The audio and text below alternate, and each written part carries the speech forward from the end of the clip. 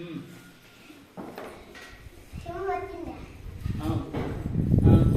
చూస్తాను. చెప్పుకోరా.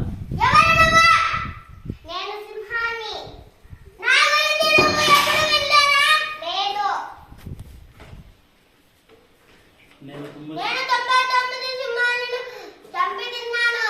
నువ్వు నిన్ను తింటే 100 సింహం అవుతావు. 100 సింహాలు తినండి.